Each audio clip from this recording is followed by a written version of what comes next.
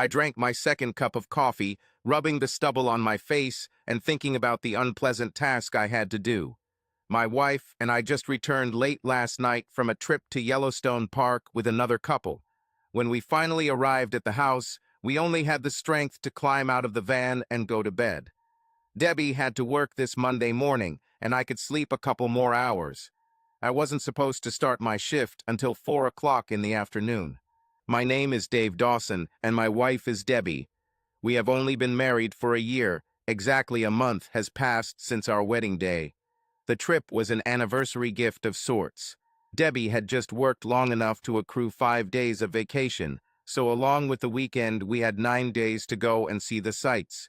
In addition, we were planning to start a family soon and did not see the possibility of a long vacation in the future. So we decided to make the trip while all the stars were still in the right position. Our friends John and Kathy Harrison came with us. With 4 of us, we were able to drive back and forth non-stop, allowing us to spend a full 7 days camping in the park. John and Katie had a 15-month-old boy, and Katie's mom was free that week to stay at their house and look after the baby. I walked out into the driveway and opened the side doors of my 2-year-old Chevy van. If you can imagine how much trash 4 adults can accumulate over a 9-day trip, that's exactly what I saw. John and Kathy had gotten most of their stuff when we dropped them off last night. Looking at this mess, I sighed and began to clean it up. Our suitcases were still on the floor, along with a box of food, a refrigerator, camping gear, and a pile of dirty clothes. The suitcases went back to the house. The dirty laundry went down the garbage chute. The contents of the refrigerator were returned to the refrigerator. The food went back to the pantry, and the camping and fishing equipment goes back to the garage. I looked at the bed I had made across the back of the van and realized I might have to take the mattress out and vacuum the entire floor.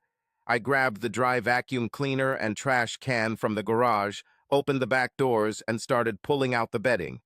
The double mattress was custom-made and fit snugly across the width of the van. Finally, it gave in, and I fell on my ass as the mattress, bedding, and assorted debris fell out all at once. I got up, separated the bedding, and put it aside to wash.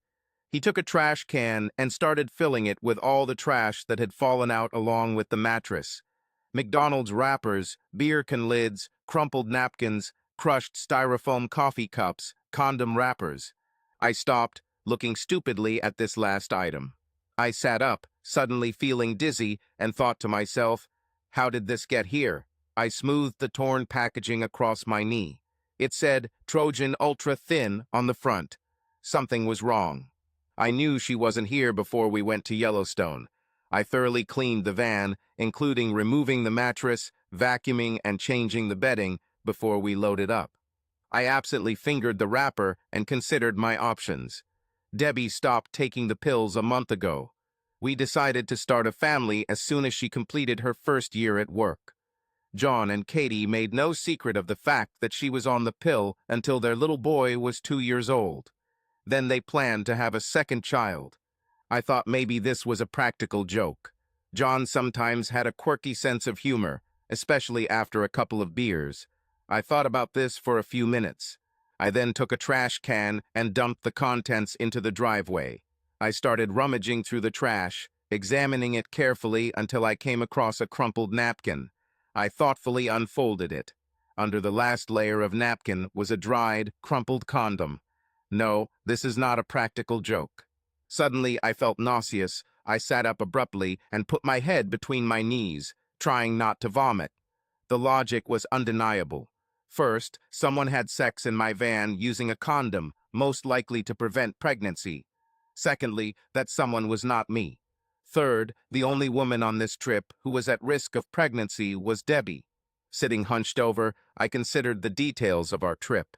The only time John and Kathy slept in the van was on the road. When we set up camp, they set up a 2-person tent with an air mattress and slept in it. Debbie and I slept alone in the van while we were at the park. The 4 of us spent most of the week together. We went hiking, swimming, or sightseeing, together except for one day. About the 4th day in the park, I wanted to go to a small lake that was about 5 miles off the road. There was a waterfall there, and rumor had it there was good fish. I decided to take a fishing rod and some bait and try fishing. Katie was in favor, but Debbie said she was tired and didn't want to go. John suggested we stay with Debbie and go into town to get some groceries that we were missing. So after an early lunch, Katie and I headed out for a hike. More than 5 hours had passed when we finally returned to our camp, tired but happy with our excursion. Debbie and John began cooking dinner on our small propane stove and drinking beer. Judging by the bag of empty bottles, they drank more than a couple. They chatted happily, and Debbie laughed and was clearly tipsy. I saw Katie frown when she saw this. John's drinking was sometimes a problem, and by all accounts they often fought about it. Debbie was unusually loving when we went to bed that night. We had held off until now since John and Kathy's tent was only a few feet away, and it was so warm that we slept with the van doors open except for the mosquito net. As soon as we climbed onto the bed, we started having sex. The next morning, John looked at me with a smug look, as if he had heard what we were doing the night before. Now it occurs to me that this look was more like, "You stupid shit, I just fucked your wife and you have no idea." And the sickening feeling I felt in my gut told me that I was starting to believe it too. I rose to my feet and mechanically continued cleaning the van. But first, I carefully placed the wrapper and the crumpled-up condom in a bag and hid it in the garage. Why, I didn't quite understand. I may not be able to convince myself later that I just thought I found it. I definitely didn't like the conclusion he pointed out. As I cleaned the inside of the van, then took out the hose and started washing the outside, my thoughts went back to 3 years ago when Debbie and I met. I had just turned 20 years old, and it was the second semester of my sophomore year at Northern Michigan University. I studied to become an electrical engineer and did well, but money problems were wearing me down. I never qualified for a scholarship, so I paid for the last 2 years with money I saved from working in high school and in car factories the last 2 summers. But the money was running out. I knew I wouldn't be able to make enough money for my freshman year this coming summer, and the part-time job I had during the school year only provided me with a little pocket money. Mom and Dad were never able to help me much either. We were Catholic, and I had 3 younger siblings at home. Our parents insisted that we all attend parochial school until at least the 9th grade. As a result, they were still paying tuition for the younger 2. My elder sister studied at the government senior secondary school. In my opinion, I had 2 options: start taking out student loans and graduate with a staggering financial burden, or drop out of school for 2 years and try to save enough to get your degree. I almost decided that a break would be a good idea. Constant deadlines and exams have become tiresome, and I'm tired of living in a 4-bedroom. No matter how hard you tried, you always had at least one jerk roommate. I have already written a letter to the employment office of the assembly plant where I worked last summer to inquire about a job. It was Friday evening and midterms had just ended. A few of us from the dorm decided to trudge through a couple of feet of snow to an off-campus party to celebrate. It was one of those typical college dorm beer keg parties.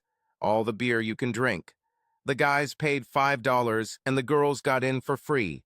The music was loud, there was dancing in some rooms and drinking games in others. Before the night is over, a few guys get lucky and get laid in one of the upstairs bedrooms. I dated occasionally while I was in college, but I haven't had a steady girlfriend since high school. The engineering curriculum was challenging, and I always worked part-time. What free time I had, I spent in the intramural sports building playing basketball or sometimes racquetball. When we got home, one of my roommates, Josh, pointed to a group of people in the corner, and I just nodded and said I'd get him a beer. I made my way through groups of kids dancing or talking, trying not to spill the 2 plastic cups I got from the guy with the keg. Finally, I noticed Josh talking to a couple of girls at the far end of the room. When I approached him, he reached out, grabbed one of the cups and said, "Dave, I want you to meet Miranda. We're together in Econ 202, and this is her roommate Debbie. This is Dave." I smiled at Miranda, a pretty brunette, and extended my hand. "Hi, Miranda, nice to meet you." And then I turned to her roommate, extended my hand and froze.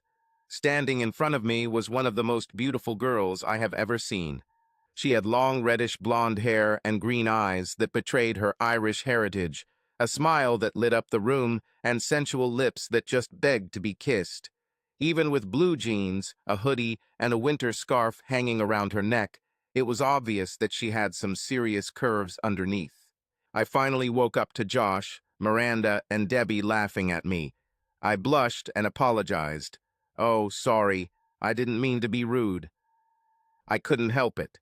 I looked Debbie straight in the eyes and blurted out, "But you're the most beautiful girl I've ever met." Now it was her turn to blush. "Well, thanks, Ken. The girl can't listen to this." And she laughed. Josh said, "You know you two are practically neighbors at home." Debbie from Do It. "No joke, I'm from Okemos. Did you go to Do It High School?" "No, I attended Gabriel Catholic High School," she said. "Hey, I'm Catholic too, but my parents couldn't afford school there," I said. The two of us started talking and slowly walked away to one of the corners.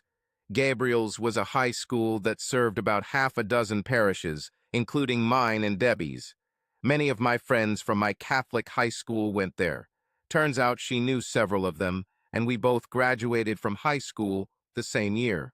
We talked and talked, completely unaware of the time, until finally Miranda came up and said, "I hate to break you two apart, but it's past midnight and it's snowing again. It's time for us to go back to the dorm." Debbie looked at me, I thought ruefully, and said, "Well, I guess it's time for me to go." Trying not to sound desperate, I said, "Wait, I'd like to meet you again. Can I call you?" Smiling shyly, "Okay, I'm at East Show Hall." "Debbie, I don't even know your last name." "This is the Königsknecht." "I know, it's a mouthful," she said, a little embarrassed. I stared at her in amazement. "You're K-13. The first Königsknechts emigrated from Germany as early as the mid-1800s and settled in several communities in central Michigan. For the next 100 years or so, they were so prolific that their children dominated many rural schools. The story was that one angry teacher eventually gave them the nickname K-13 because of the 13 letters in their name, and it stuck. Then she really laughed. "Guilty, but my mother is full-blooded Irish. You will not believe. I have an uncle who married a K-13 from around Standish," I said. "No kidding. Call me and we can talk some more," she said as Miranda grabbed her hand and pulled her towards the door. "You can bet on it," I told her and watched them go into the night. The next day I called her back. I was so fascinated by her that I couldn't wait. A day later we got together for pizza. It was still a school night, but we spent several hours together talking about school, friends from home, and our families. After graduating from high school, her parents wanted her to attend college close to home. But she was tired of being under parental control. She applied to several schools in the state and chose the one farthest from home. 400 miles was enough to cut the strongest strings of the apron. Debbie studied marketing and worked at the same retail chain for the past couple of years, and during the upcoming holidays, she was hired as an intern in their office. She attended college on a partial scholarship and student loans, making her academic performance a priority. She had two sisters, an older and a younger. Her parents were still paying for her youngest to attend high school, while her eldest was attending a public college near Detroit. Thus, they were very limited and could only provide limited assistance. She admitted that she was a cheerleader on the varsity team in high school, but never tried out for college. She loved the water and spent her last 2 summers of high school as a lifeguard at a local country club. Apparently, her parents were quite strict with her and her sisters. She sounded like she wasn't allowed to date much in high school. I later learned from Miranda through Josh that she was catching up on lost time since going to college. She had guys lined up to go out with her. She met once or twice a week, but the relationship was not permanent. I was determined to get close to her. I asked her out again, and we dated regularly for the rest of the semester. We always had a great time. She had a wonderful character and sense of humor. I could sit and listen to her for hours. She loved college parties, and we'd have a couple of beers and dance a bit. As the weather warmed up, I was able to see her in more than just boots and oversized sweatshirts. God, it was built. When I first saw her in a tank top and shorts, I started to doubt myself. I mean, Debbie was a model. What was she doing dating me? She stood about 5'7", 110 pounds, with a narrow waist, slightly flared hips, perky breasts, and legs to die for. On the contrary, I was just over 6 feet and weighed 190. I had brown hair, brown eyes, and regular but plain features. I was in good shape thanks to regular exercise, but my appearance could best be described as stocky. I had somewhat dark skin, but I didn't stand out from the crowd.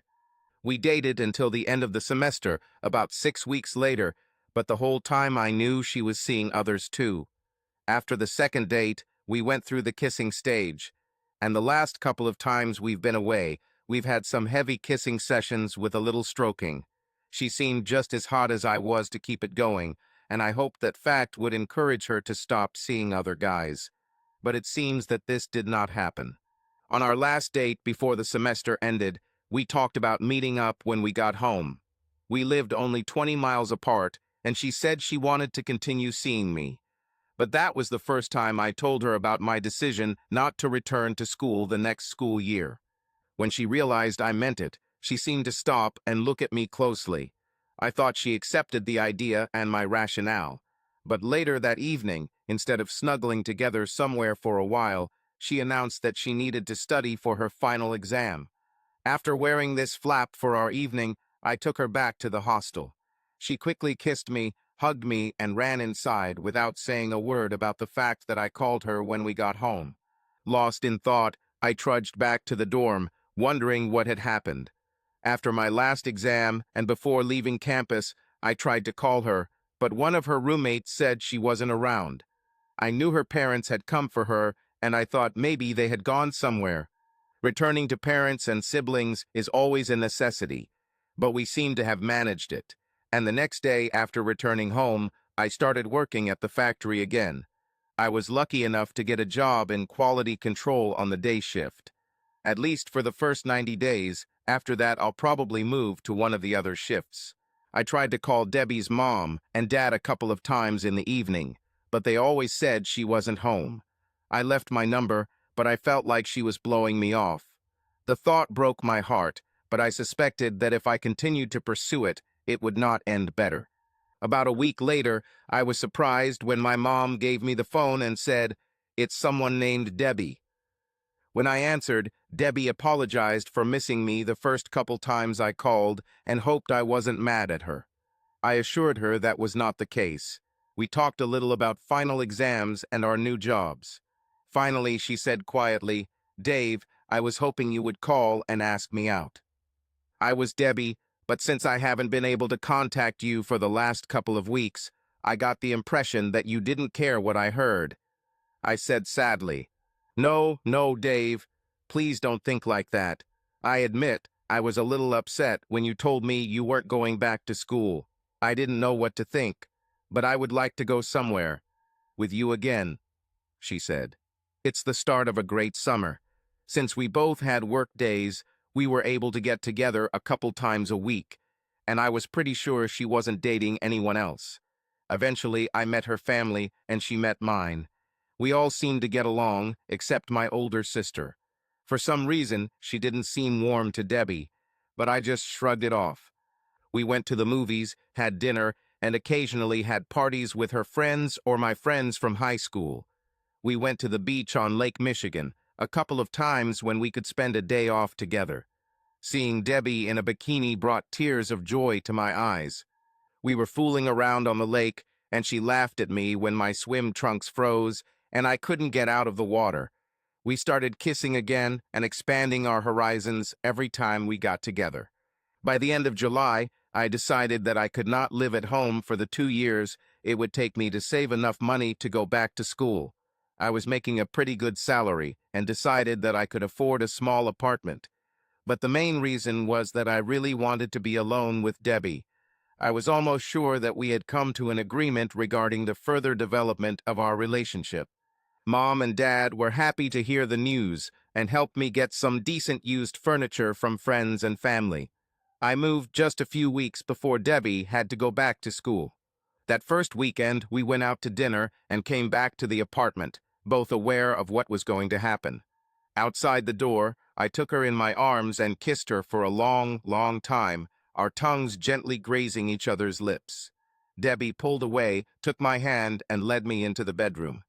We stood together in the dark and slowly undressed each other.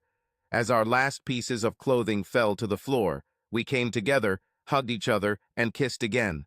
Then we had sex. We made love 3 more times that night until I took her home. Each time it got better and better. We went into the shower a couple of times to clean each other up before the next time. For the next 3 weeks, Debbie spent every evening with me every other day. One night she told her parents that she was staying with a friend and stayed with me until the morning. It was wonderful. These long evenings gave us the opportunity to explore more than just our bodies. I wanted to know everything about her. We talked for hours. She shared how much she loved college, the classes, the social aspects, and just the whole experience. She did feel stressed at home because, she said, her parents were still trying to control her social life. When it was time for her to go back to school, I became increasingly depressed.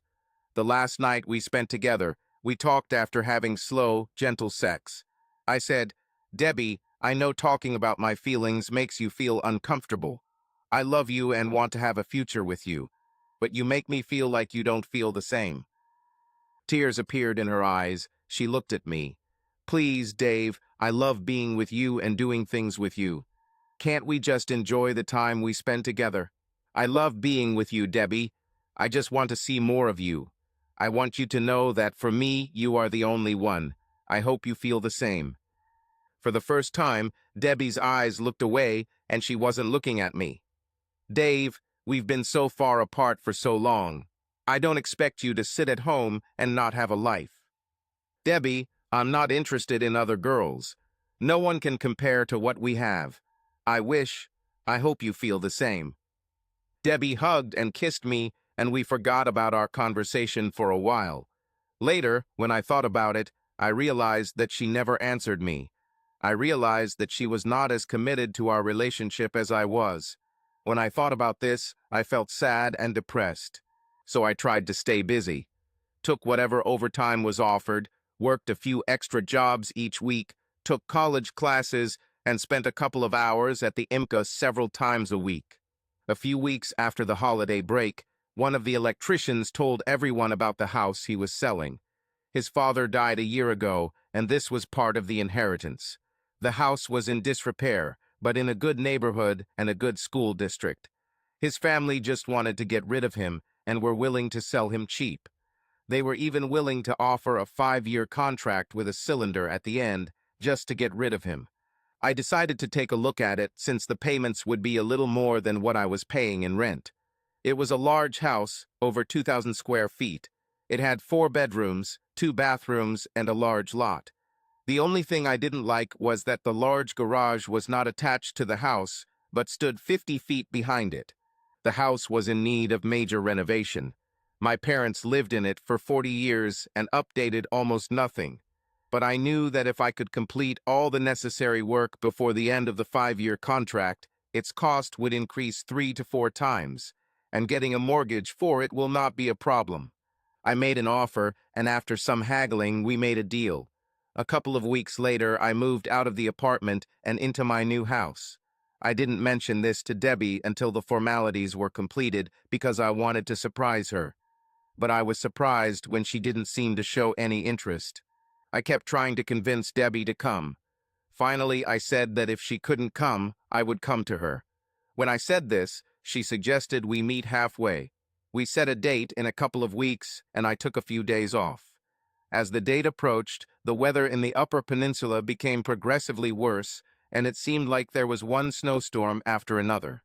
A couple of days before the scheduled date, she called and said that her car was having problems and, given the weather, she wanted to reschedule the appointment. Very disappointed, I agreed, and when we hung up, I was in a terrible mood. It seemed like our next opportunity to meet would be during spring break.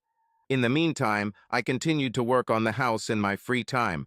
I asked one of the carpenters at work, who was also a contractor, to help me design what I wanted the house to look like when completed.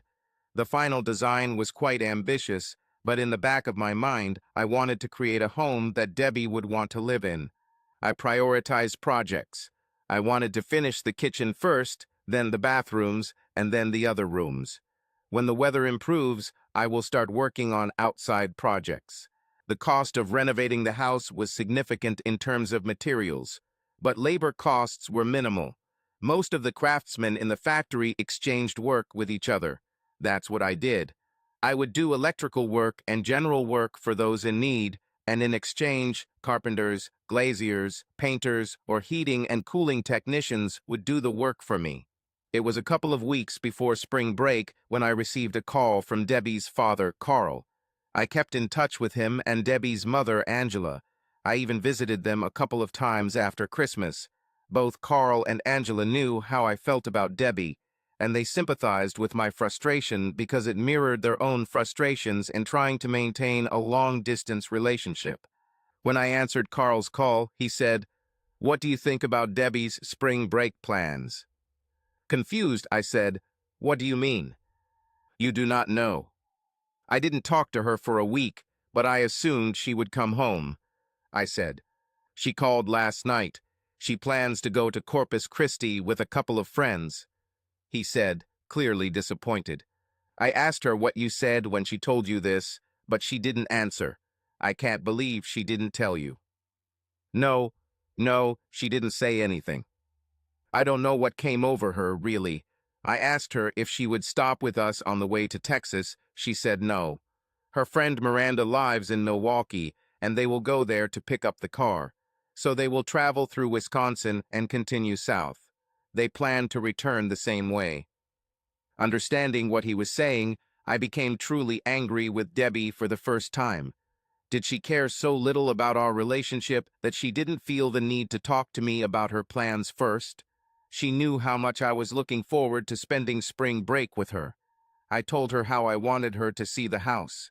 I was hoping to get her opinion on how to frame it, and I took a few days off so we could have a 4-day weekend together while she was home. Frustrated, I said, "Looks like she's made her choice, Carl. Apparently our relationship isn't important enough for her to talk to me first." "Sorry, Dave. You don't deserve to be treated like this," he said. We talked for a few more minutes and then ended the call. Sitting on the floor of the renovated kitchen that I hope to one day call our home, I realized that no matter how much you want or hope for something, it is not enough to make it happen. I now realized that our relationship was mostly one-sided. My dreams were not her dreams. There was nothing I could do to make her love me the way I loved her. I shook my head and wiped my tears. I felt as if a close relative had died unexpectedly. When this happens, you feel a huge sense of loss. You never stop loving them, but you know you have to accept it and move on with your life. The next day, I returned home from college to find a message on my answering machine from Debbie. "Dave, sorry, I missed you. Call me as soon as you receive this message. I really want to talk to you. Thank you, darling." Her voice sounded joyful and cheerful. I suspected that she wanted to pour beautiful words into my ears about why she wasn't coming home for spring break. I shook my head, deleted the message, and left for work. The next day, I was at extra work until almost the start of my shift. When I got home, I saw another message on my answering machine. Again from Debbie. This time, her voice sounded a little worried. "Dave, honey, please call me. I talked to my dad last night, and he said he told you about my changed spring break plans. Please call me, okay? I can explain. I'll be in the dorm all day." There was concern in her voice. Her father probably scolded her for not talking to me first. Again, I deleted the message and went about my business. A couple of days later, my mom called and asked what was going on with Debbie. I asked what she meant.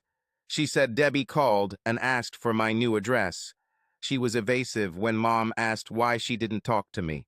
Reluctantly, I said, Debbie and I are not dating anymore. Mom gasped, Dave, why? What happened? She and I disagree about what is important to each of us.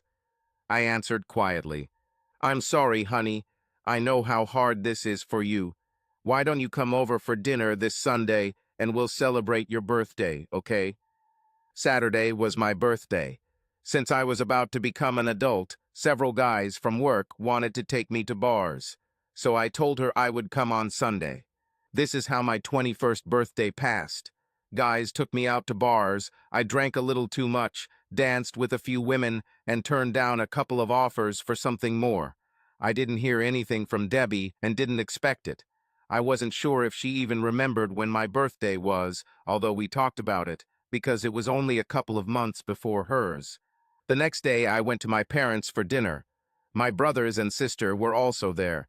Angie, my sister, was a freshman at a state university about 30 miles away.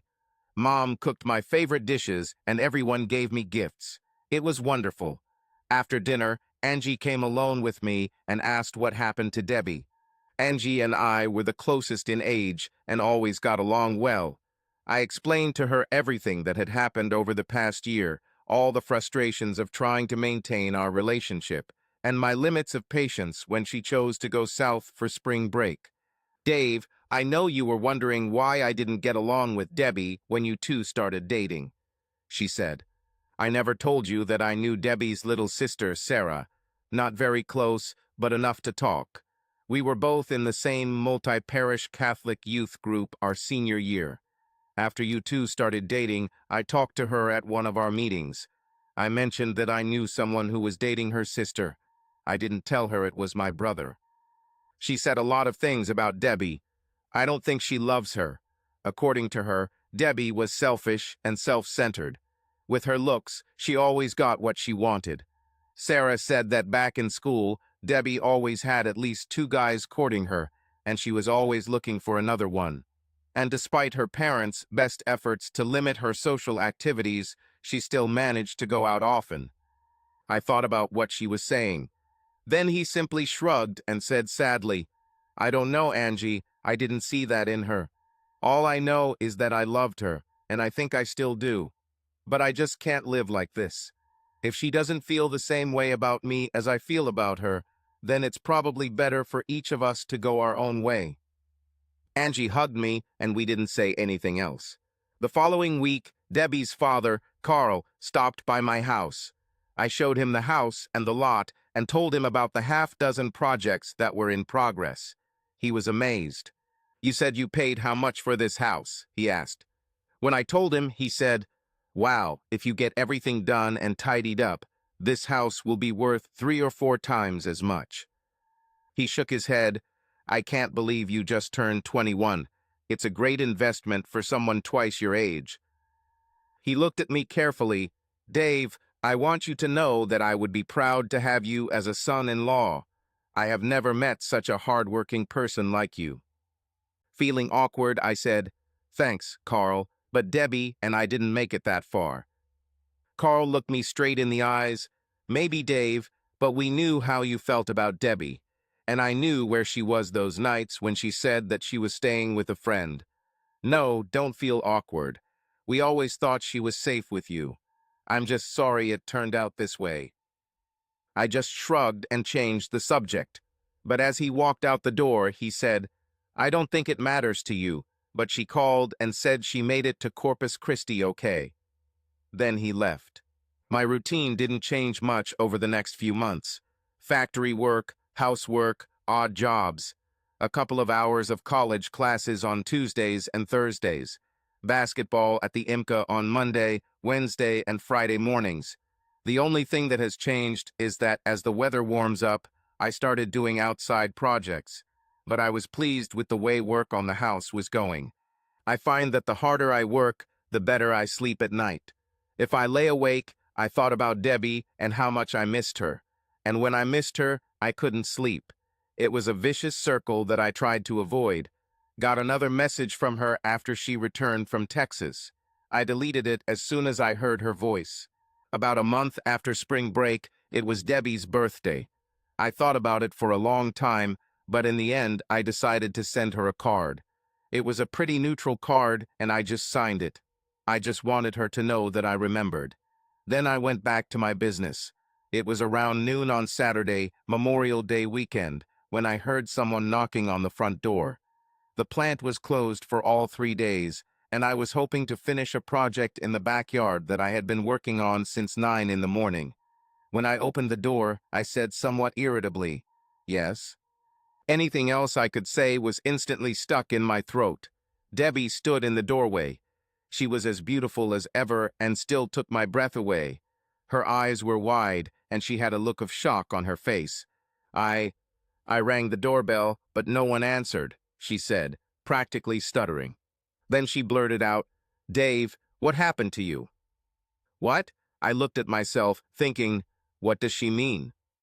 I stood there in scruffy khaki shorts, work boots, and no shirt. I had a carpenter's belt that hung low around my hips. I was sweaty and covered in a thin layer of sawdust from the circular saw I'd been using all morning. Then it dawned on me that Debbie hadn't seen me for 6 months. I knew I had lost 10 or 15 pounds during that time. I've been working like crazy since I bought the house in January, and my efforts doubled when she left for spring break. I rarely sat down to a proper meal, and in fact, food no longer interested me. All the fat I had was practically gone. I knew from the way my clothes fit that I had lost a couple of inches in my waist and gained in my chest and shoulders. Lately, I've only been shaving every couple of days, so I've had 2-day stubble. I also cut my hair shorter when it got warmer. Now that I thought about it, I probably looked like I was living on the edge. I opened the door wide. "Come in, I'll turn off the radio." I walked away from the door to the dining room and turned off the music. He returned to where Debbie stood, having barely entered the house. She looked a little uncomfortable as I studied her closely. She was wearing white shorts, sandals, and a tight pastel tank top. Her hair was pulled back into a ponytail, and her sunglasses were pushed up on top of her head. I noticed that she was wearing the amethyst ring that I gave her. She looked good. "Sorry, I had the radio on while I was working in the yard and didn't hear the doorbell. Guess I look rude. I wasn't expecting visitors," I said shyly. "No, you look good, Dave. Just different. I just wanted to see how you were." The father said he visited a while ago and was very impressed with the house. "It looks big," she said, finally looking away from me and looking around the living room. "Do you want to see the house?" I said with a smile. "You do not mind, do you?" she said a little timidly.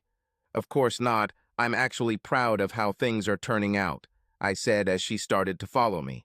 The house is about 2,000 square feet. It originally had 4 bedrooms and 2 baths. I'm remodeling it to have 3 bedrooms and 3 baths, 2 full bathrooms upstairs and 1 downstairs. As you can see, we're remodeling the fireplace in the living room fieldstone, and this piece of oak barn beam leaning against the wall will be the mantel. The floors on the first floor are all original wood. Once everything else is done, I plan to sand them down. We walked through the dining room, and I pointed to the blueprints on the kitchen table. A builder friend of mine drew the design of how I wanted it done. I think it will take over a year to complete everything. I led her to the kitchen, which was the only completed room. It had all new appliances, marble countertops, and new cabinets. "The kitchen is actually the only room that is completely finished, right down to the paint," I said. "She's beautiful," she said, running her hands over the marble. "Let's go upstairs before I show you the backyard." We walked up the steps and down the corridor. The master bedroom opens out to the backyard and has its own bathroom. I've already replaced the toilet, sink, vanity, and bathtub. "All that's left to do is put in the flooring and paint the walls," I said, walking her past my queen-size bed where I was lying an old rustic bedspread. I turned to look at her and saw that she was looking at the nightstand. Next to the phone and bedside lamp was a 5 by 7-inch photograph of her. She gave it to me for Christmas. She finally tore her gaze away and looked at the bathroom. "Wow, a jacuzzi," she said. "Yes." I ignored the obvious remark that it was big enough for 2. Then I led her through the corridor. The final bedroom was so small that I decided to split it. Part of it will be combined with the closet in the master bedroom to make it big enough to be a walk-in closet. The other half I'm going to take a full bath. I showed her the other two bedrooms. One is completely empty, the other is used as my office. It had a pull-out sofa, a table, a couple of chairs, two full bookcases, and a small TV. We walked back and stood at the top of the stairs, looking through the exposed ceiling with exposed beams into the living area that highlighted the size of the home. Debbie put her hand on my arm and said, "Dave, this house is huge. What are you going to do with all this space?" Looking at her, I slowly said, "Well, when I bought it, I didn't imagine that I would live in it alone." As the meaning sunk in, Debbie's face turned red, and she pulled her hand away. Trying to diffuse the awkward moment, I said, "Come on, I'll show you the backyard and the garage." I led her down the stairs, through the dining room, and through the sliding glass doors onto the partially completed deck. This is what I'm working on this week. A deck that's about 220 square feet on 2 levels with stairs leading down to the yard. It'll be big enough for a gas grill, an outdoor table, chairs, and even a hot tub. And I'm planning on building a privacy fence to enclose about 2,000 square feet of yard, big enough to put in a pool someday. I led her to the garage, which was 50 feet from the house. I know it's just a garage, a 1.5 garage, but with a large attic storage space. I'm planning to build an attic on the side facing the house and make a workshop there. Basically, that's all except the basement, which also has plenty of space for an equipped games room. Debbie slowly looked around the garage, house, and yard. "Well, Dave, it's obvious that you take pride in what you do, and I understand why. But how can you afford all this?" I scratched my neck and smiled. "Well, I don't pay for a lot of work. I do most of it myself or trade work with other guys in the trade, and I get discounts on materials. And honestly, I don't have much to spend money on except for this house." "I see," she said thoughtfully. We chatted as we walked down the driveway to her car. "Dave, thanks for the birthday card. It was nice of you to remember," she said quietly. I just smiled and nodded. She started to get into the car, but stopped and looked at my face. "Dave, Mom and Dad asked me to take you to dinner on Monday. Dad will be making barbecue. It will just be family and probably my sister's boyfriends." I put my hands in my pockets and looked at the ground, thinking about it. Finally, I looked up at her and said, "Wouldn't it be awkward for you? To have me around, I mean." "No, Dave, it would mean a lot to me if you came. Please," she said, looking into my eyes. "Of course I'll come. What time?" With a big smile on her face, she said, "About 2, and bring the beer, okay?" Smiling back at her, I said, "It will be done." I watched her pull out of the driveway and drive away. As I turned to enter the house, I realized that I was smiling. In fact, I smiled almost the entire time she was here. On Memorial Day, I cleaned myself up and even shaved. I put on some decent shorts, a polo and sandals, grabbed a 6-pack of beer from the fridge, and headed out there. Debbie greeted me warmly at the door and surprised me when she kissed me on the cheek. She held my hand as we walked through the house and into the backyard. Her mom and dad greeted me as the son they never had. I met her sister last Christmas. Now she introduced me to her elder sister's fiancé and her younger sister's boyfriend. Debbie's older sister, Elizabeth, was a more attractive version of her father. She just graduated from college with a degree in financial management. She and her fiancé were planning to get married in the fall. Her younger sister Sarah was becoming a more studious version of Debbie, and frankly, smarter. Just as beautiful, but in a different way. She had just graduated from high school and was enrolled in a government college near her home. She was some kind of mathematical genius. She hasn't decided yet whether she wants to become an accountant or an engineer. We had a great time. Her father and I talked for a long time about my house, and her mother added comments from time to time. They were both very interested in how things were going. Debbie didn't say anything, but her sisters listened carefully and offered advice from time to time. Sarah and Debbie helped with the food, and from time to time I noticed both of them looking at me and whispering. After dinner, we all sat drinking beer and talking. I noticed there was no talk about spring break or Texas. I asked Debbie if she had seen Josh this school year. We lost touch, and I was wondering how he was doing. She said she only saw him once last semester, but Miranda saw him from time to time and even met him a few times.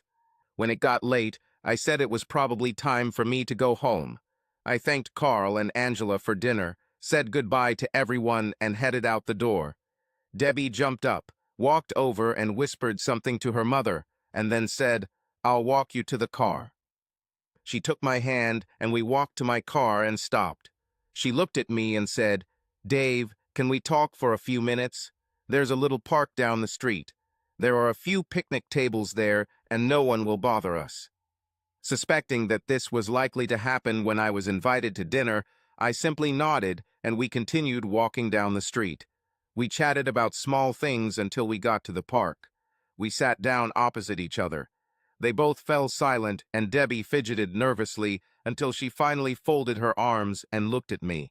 "Dave, I want to apologize for what I did to you over spring break. It was wrong, I know. I should have discussed it with you, but I wanted to avoid confrontation. And when you didn't answer my calls, I thought about writing to you, but didn't know what to say.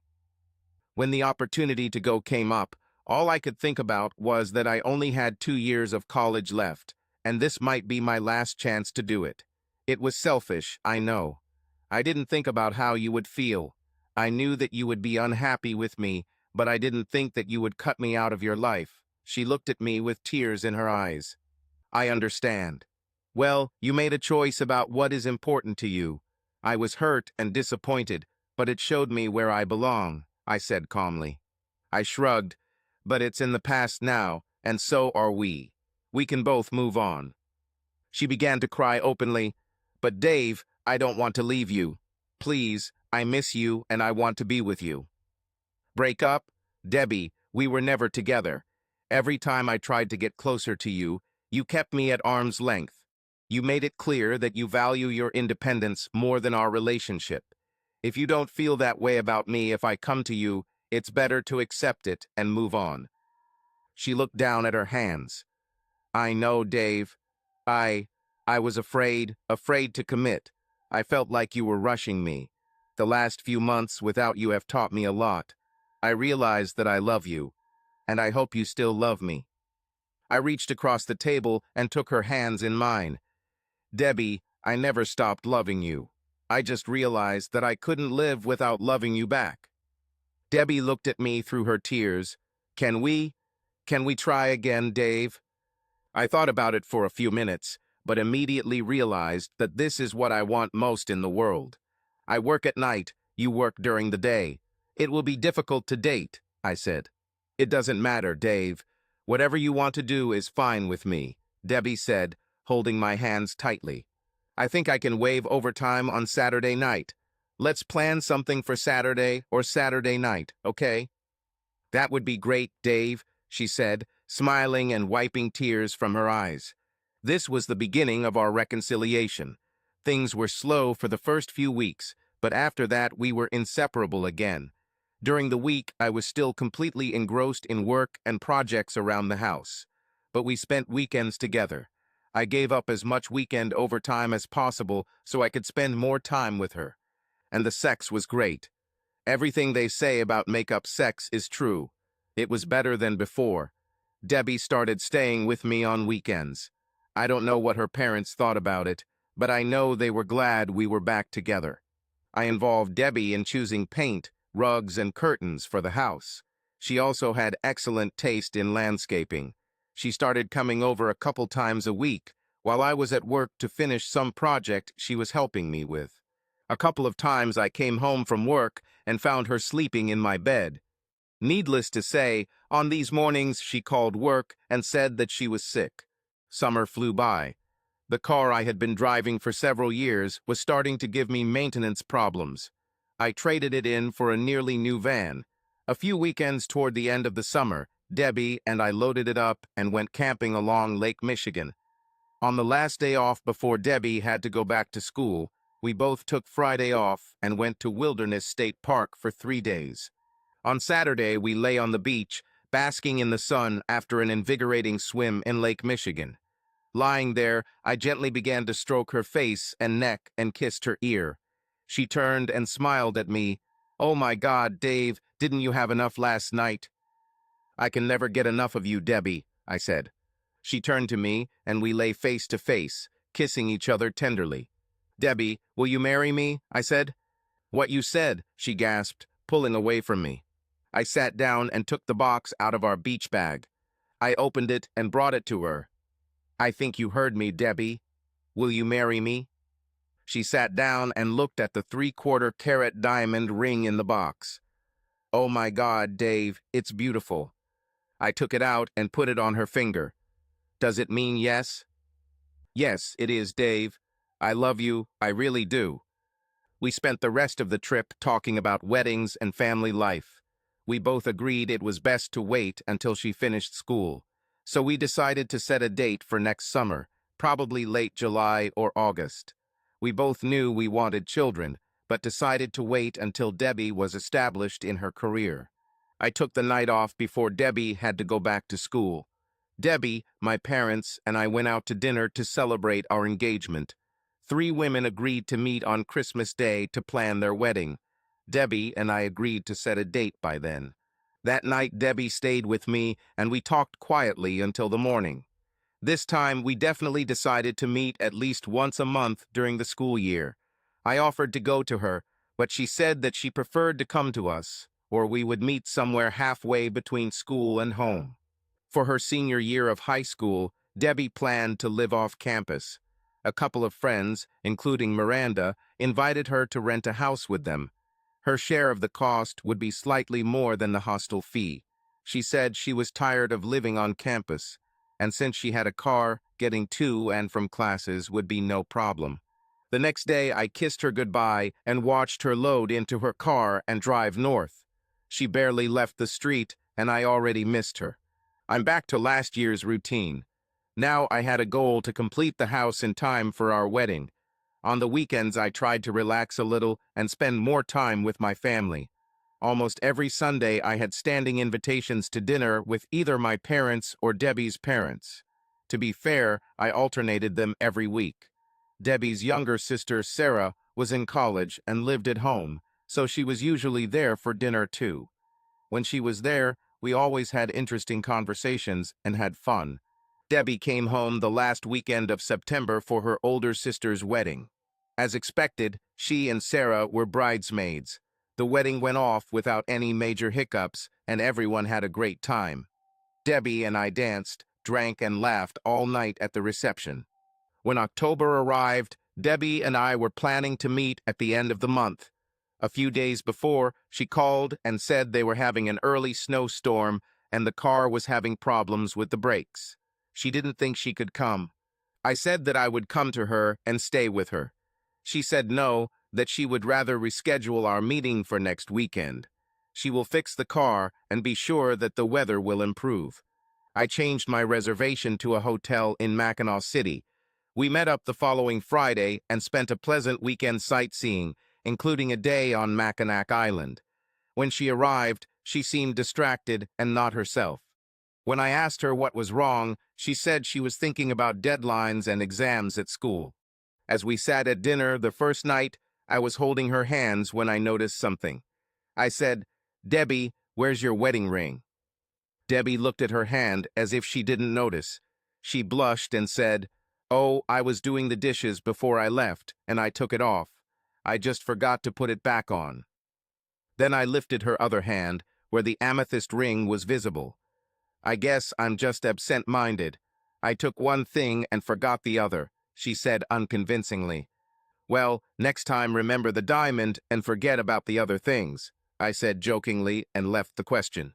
Thanksgiving came, and we had a wonderful 4-day weekend. Debbie spent most of her time at my house. I showed her the progress, and we discussed some of her design ideas, which I included in the list of projects. We also shopped for lighting fixtures and rugs. When Debbie returned home for Christmas, She said the car was still having problems, and with a record year for snowfall in the Upper Peninsula, she wasn't sure how many times she would be able to return this winter. I knew that even in the best weather, the trip would be a grueling 6-hour drive. Her dad and I looked at the car and decided it wasn't worth investing a lot of money into. I ended up buying a 2-year-old Jeep, still under warranty. The mechanic checked it and said it was in good condition. I gave it to Debbie and told her that now she had no excuse not to come home. I said it jokingly, but she didn't find it funny. Debbie and the moms finalized their wedding plans. The date was set, the parish church and reception hall were reserved. They started working on all the other details, and I was glad that all I had to do was put on a tuxedo and show up. I went and met Debbie in St. Ignace for Valentine's Day weekend. It was too snowy and cold to do anything other than admire the rugged beauty of the coast and the view of the bridge. But I booked a hotel room with a jacuzzi, and we were more than happy to spend most of our time there, making up for the 6 weeks we were apart. Debbie was planning to come home for spring break when work threw a surprise at me. I was asked to go to Van Nuys, California for training on the installation of new equipment that was coming to our plant for the new model year. The training lasted about 2 weeks and coincided with the spring break period. I tried to refuse, but was told I had no choice. Debbie was just as disappointed as I was when I told her. We knew our next chance to meet would be in a couple of weeks. A few days after I told her the news, she called me back. She asked if I was away for spring break, if I would mind if she went to Florida with her friends. We discussed the whole idea, and I made it clear that I didn't really like it, and I didn't think it was appropriate for someone who was engaged. I would just be calmer if she didn't go. Besides, I wondered how she could afford it. She assured me, somewhat irritably, that she could take care of herself and I had nothing to worry about, and her friends offered to pay most of the expenses if she drove the Jeep. The whole conversation left me feeling unsatisfied, as if it was just a formal call to cover my own back, and that she had already made up her mind. It was the same feeling as last year when she treated me so indifferently while she got what she wanted. I brushed these thoughts aside and got busy preparing for my trip to California. The trip was long and exhausting. We worked 10 to 12 hours a day and were only able to take 1 day off for sightseeing. I couldn't keep in touch with Debbie, but she kept in touch with her parents, and I kept in touch with them. By the time I got home, Debbie had already returned to school. I called her early in the morning, eager to talk to her, and suddenly a man answered the phone. Not sure if I had dialed the right number, I asked, "Who is this?" "Tom, who are you looking for?" "Debbie Koenigsknecht. Is this her number?" "Oh, sure, wait a second." I heard him shout to Debbie. In the background, I heard Debbie ask, "What?"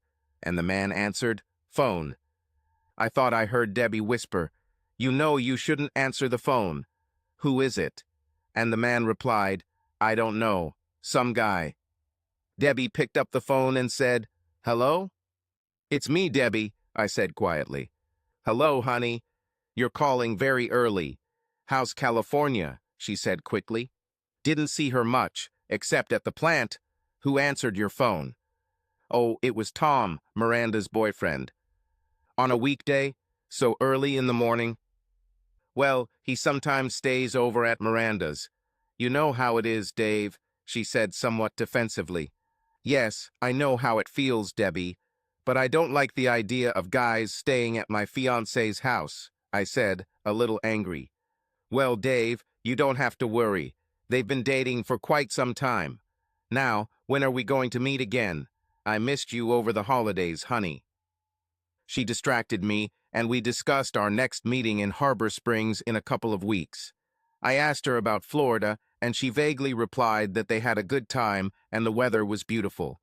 The conversation left me with an uneasy feeling, but it disappeared in the chaos of graduation preparations and wedding planning. Harbor Springs was the last time we saw each other before high school. Debbie was doing well academically and graduating on schedule.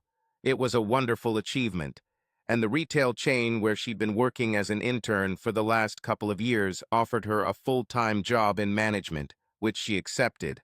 Debbie's parents and I had already made plans to go to the ceremony. When I mentioned this to Debbie, she tried to downplay the significance of our presence. The ceremony would only take an hour, and she wanted to leave immediately after. But I assured her that I would not miss this event for anything, and that was the end of the conversation. As graduation approached, Carl, Angela, and I made plans to go together. The ceremony took place on Thursday morning at 11. We were disappointed when Debbie said there would be a seniors-only party the night before graduation, and the next morning, she and her friends will be busy handing over the house to the landlord and will go straight to the classroom. So, even if we arrive the day before, we won't see her until the ceremony itself. Most graduation ceremonies are the same. You listen to speeches from school representatives, speeches from honors students, speeches from honored guests, and then the graduates are called to the stage to receive their diplomas. Then all the graduates throw their caps in the air, and it's over. We walked out of the auditorium onto the street, where graduates were crowding, congratulating each other, and accepting congratulations from their families. And of course, taking pictures in their robes and expressing relief or surprise that they finally did it. We finally spotted Debbie in the middle of a group of graduates posing for photos. As we approached, Debbie saw us, ran out of the crowd, and came over to us, hugging and kissing everyone. She happily showed us her diploma, and we took turns taking pictures with her in her gown. Her father said something about meeting her friends. Debbie glanced at the still bustling crowd and quickly said, "Most of them aren't real friends, just acquaintances. But there is someone you should meet. Wait here, I'll get her." And she rushed back into the crowd, diving inside. A few minutes later, she came out, leading a familiar face towards us. "Mom, Dad, this is Miranda, my roommate. Dave, you remember Miranda, don't you?" I said, "Of course it's nice to see you again, Miranda. It's been a long time." Miranda looked awkward as we all shook hands. We talked for a while, and I finally asked, "Miranda, is Josh here? Isn't he graduating too? I was hoping to see him."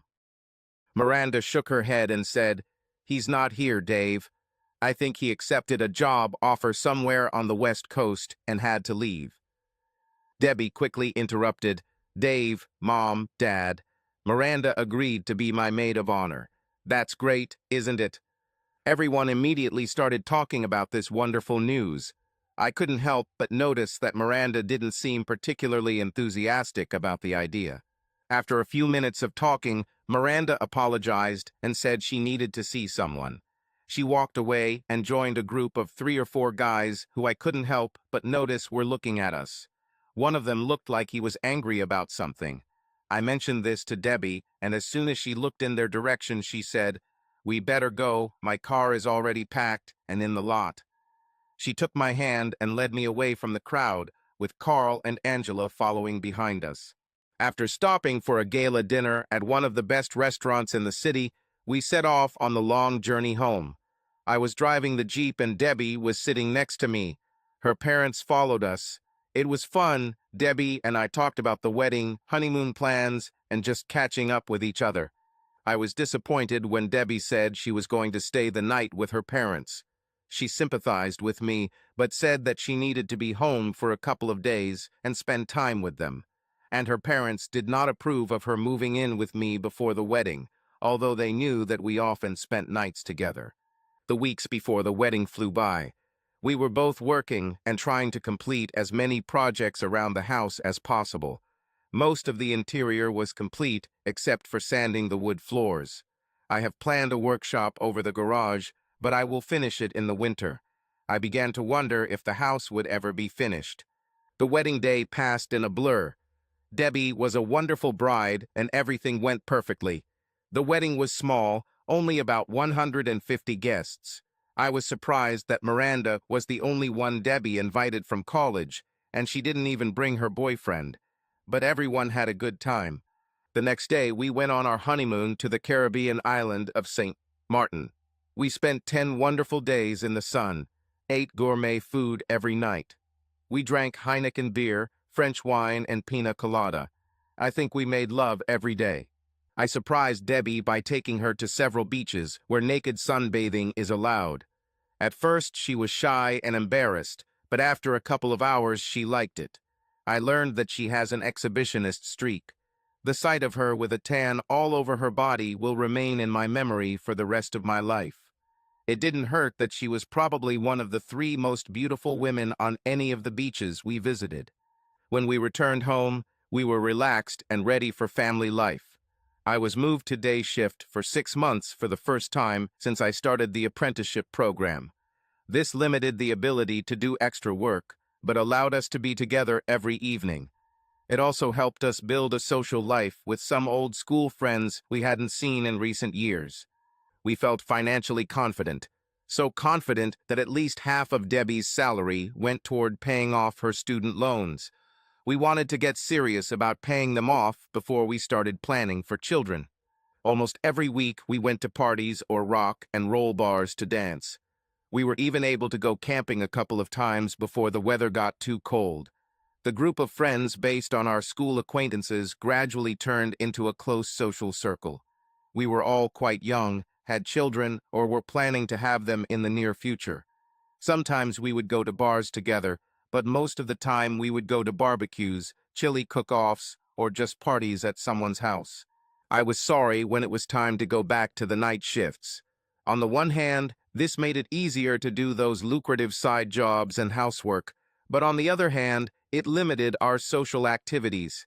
I was about 6 months away from getting my skilled worker card, and once I got it, I'd be able to work more day shifts. One side effect that I didn't think about was a decrease in our sex life. Being home every night extended our honeymoon. All winter, we lit the fireplace 4 to 5 times a week. It seemed that every time we lay down by the fire, we forgot about everything except each other. We had sex every other day or so, and sometimes several times a weekend. When I went back to work night shifts, except on weekends, sex almost disappeared. Debbie didn't like it when I woke her up in the middle of the night, and in the morning she was too busy getting ready for work to wake me up. We finally resorted to one of us taking a half day off during the week to connect. She would take half a day in the afternoon, or I would take half a day in the evening once a week. It wasn't perfect, but it was the best we could do. As winter turns to spring, I was rushing to finish a couple of projects around the house before summer. I'm almost finished installing a built-in hot tub on my deck and have contracted to install a privacy fence.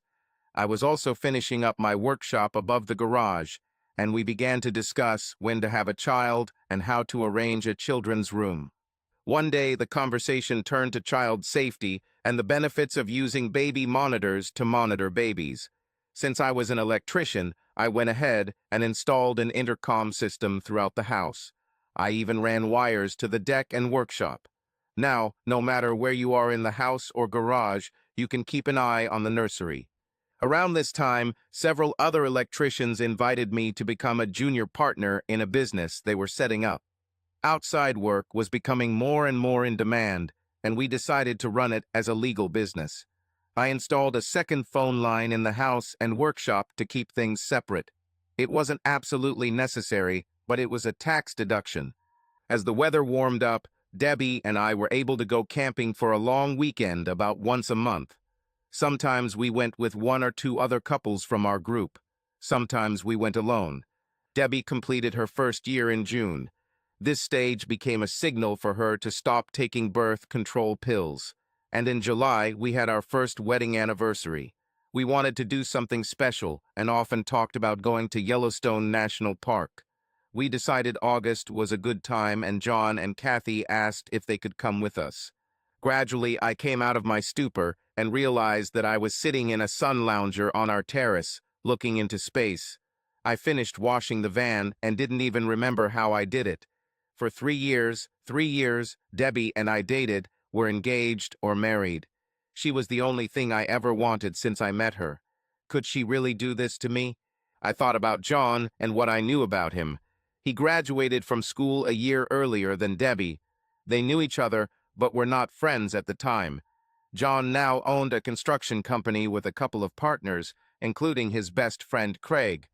Craig and his wife were also part of our social circle. I had known who John was for several years, but I didn't become friends with him until Debbie returned from school. I remembered hearing a story a while back that John had a previous partner who suddenly left the business amid rumors that John was cheating with his wife. Nothing more was said about it, so I assumed it was just bar talk. John and Craig were real party animals. They had a standing arrangement to host Friday night parties with other construction workers. They presented it as a networking opportunity. I remember John's wife, Kathy, complaining that it was just an excuse to get drunk and stay out until the bars closed.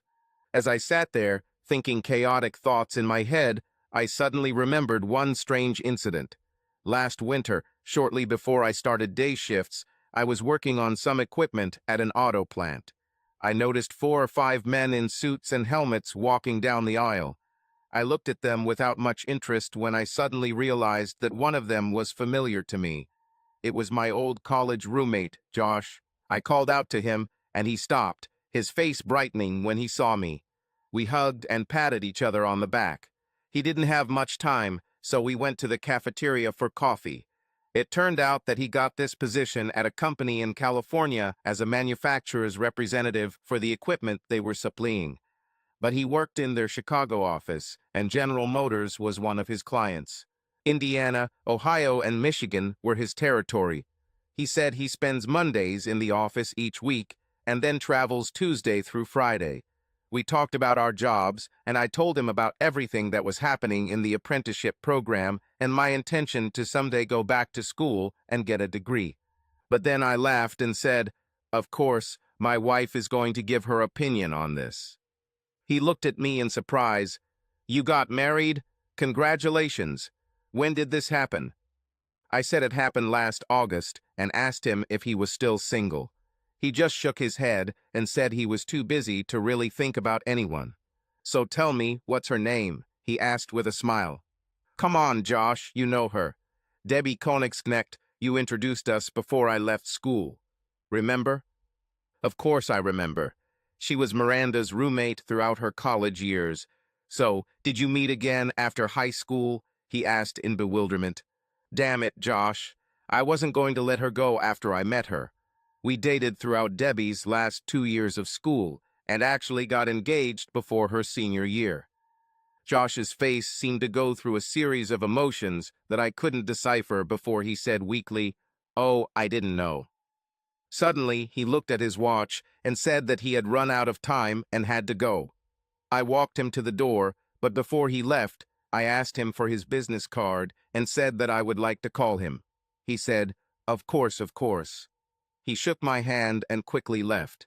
At that time, I wondered about his sudden desire to leave. I called him a couple of times over the next month to set up a meeting. Both times he said that he had conflicts and that he would call back, but he never did. Now, thinking about his reaction along with other pieces of information and my discoveries today, I realized that he was shocked by the news of Debbie and I's wedding. I suspected that he knew something about Debbie and left to avoid talking about her, and that suggested that what he knew was not good. I took his business card out of my wallet and thought about it for a few minutes before making a decision. It's Monday, which means he should be in the office. I picked up the phone in the kitchen and quickly dialed his number. When he answered, I said quietly, "Josh, this is Dave." "Oh, hi, Dave. What's wrong?" he said warily. "I was hoping we could meet this week when you were in the area," I said. I don't think this week is going to be good." "Listen, Josh, I know you've been avoiding me, and I think I know why. I'm finding out some things about Debbie that I think you know, and I really need to talk to you about it," I said simply. There was silence on the line for a couple of minutes before he said, "Are you sure you really want to do this, Dave? Isn't it better to leave it in the past?" "No, Josh, because whatever it is, I think it's still going on. We were good friends once, and I trust you to be honest." There was another silence on the line when he finally said, "Okay, Dave, I can reschedule and be there tomorrow. Is that okay?" "That would be great, Josh. Let's meet at the Westgate pub near the assembly plant. Do you know where that is?" "Of course, the earliest I can is around 1 o'clock." Thanks, Josh. I know you don't want to do this, but it means a lot to me. We hung up and I went back to my business of getting my things in order from my trip to Yellowstone. I was thinking about working on a few projects around the house that were in progress, but I thought to hell with it. Does this make any difference now? The next day I arrived at the pub a little before 1 and settled into a booth. 15 minutes later Josh came in and noticed me. He came up, shook my hand, and sat down without a smile. Beer and burger, I asked. He nodded, and we ordered. We just stared at our glasses in silence for a few minutes. Finally, I said, "Why don't I tell you about my life from the time I met Debbie until we got married? And then you can tell me what I saw of you in college, okay?"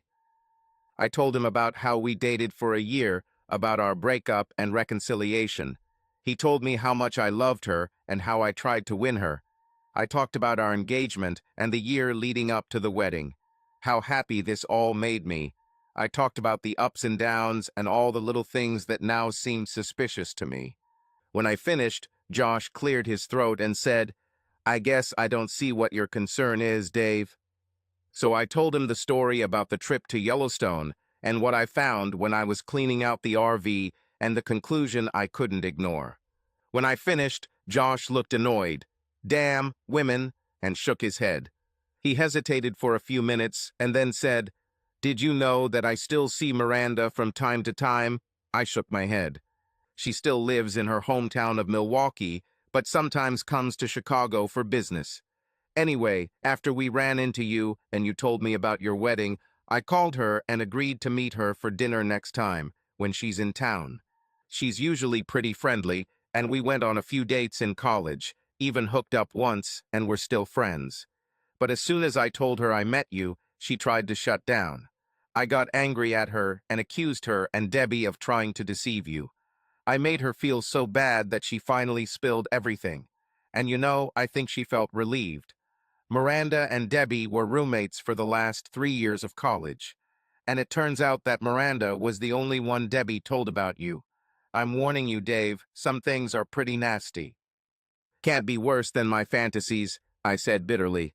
"Well, only you can judge that," he said with obvious discomfort. "You never knew that I spent the first semester of our third year participating in a study abroad program in Europe. That's why you and I lost touch. By the time I came back for the second semester, I had already forgotten that you and Debbie were dating before you left. After leaving, Debbie behaved as she did last year, meeting with guys a couple of times a week. But now her dates were more serious. She could date a guy for about a month, and as soon as he started taking things seriously, she left him. She slept with these guys, and it was no secret to anyone. I suspect Miranda was much the same. Anyway, Miranda said Debbie couldn't keep herself away from guys, even though she dated you when she was home. She told Miranda that she had the best of both worlds, a guy at home who loved her, and the freedom to be 400 miles away from home to do whatever she wanted. Then she betrayed you by going to Texas with Miranda for spring break. A bunch of frat guys were going there and invited Debbie and Miranda to join them. Debbie didn't seem to think about it until she came back, and you didn't want anything to do with her anymore. She couldn't stand it. She told Miranda that she would do anything to get you back.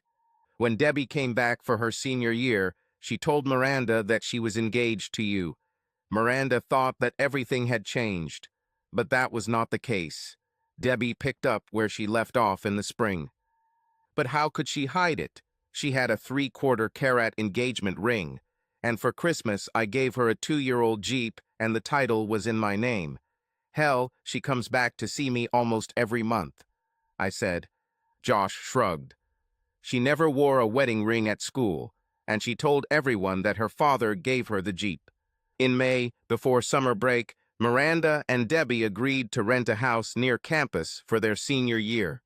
Miranda's boyfriend at the time was also involved in this case. "Oh, yes, Tom.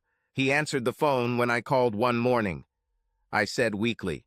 Josh looked at me with pity. Miranda's boyfriend was Dan. Tom was Debbie's boyfriend. She had had him since the previous school year.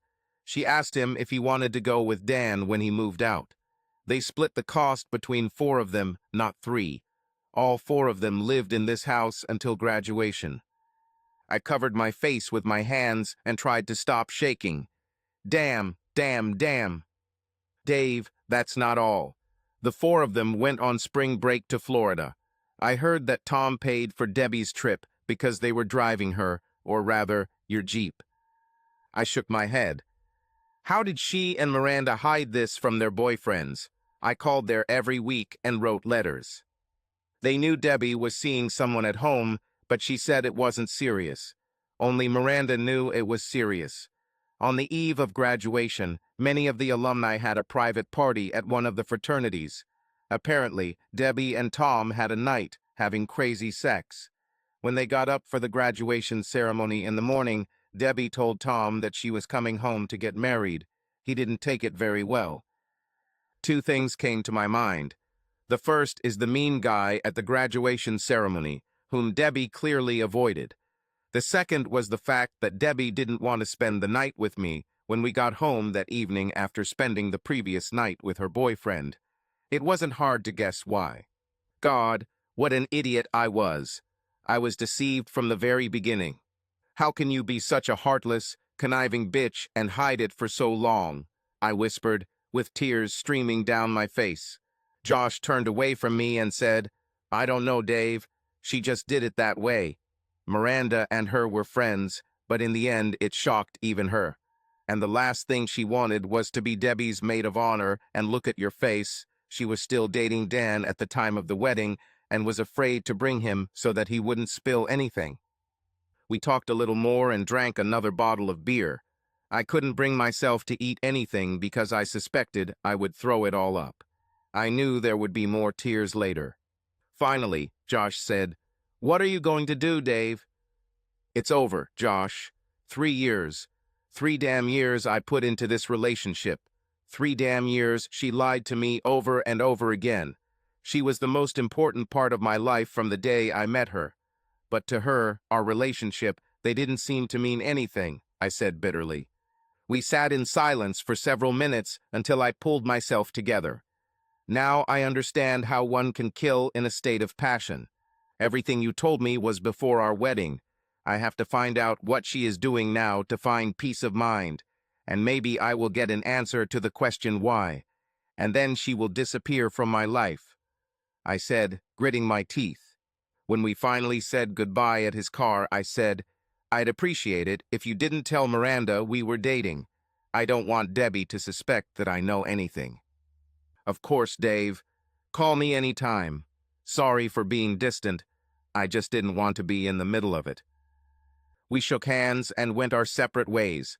I got home an hour before my shift started and was just in time to receive a call from Debbie. She usually called during the day, and if we couldn't get in touch, I'd call her during my lunch break at work. I tried to behave as naturally as possible, although her voice infuriated me. She teased me, asking me what day this week I could come home early for a little celebration. I tried to sound regretful when I said I couldn't take the week off because of so many people on holiday. It was a lie. Then she suggested asking for a day off on Wednesday or Thursday. I again sadly said that I took a part-time job these days and would not be able to come home, another lie. Suspecting she wouldn't agree, I said I'd be home all day Friday if she was interested. She hesitated for a moment and then said that she was unlikely to be able to take the day off on Friday. We finally hung up the phone, saying, I love you to each other. I looked at my phone thoughtfully, remembering what John had said during the trip to Yellowstone, that he would be working in Southfield all week, but he whispered to me with a smile that he would be back for Friday night cocktails. I dialed Katie's work number. When she answered, I asked if John had left, and she said he had.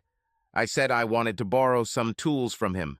She said he'd be back on Friday, adding sarcastically that he'd probably be back in time for cocktails.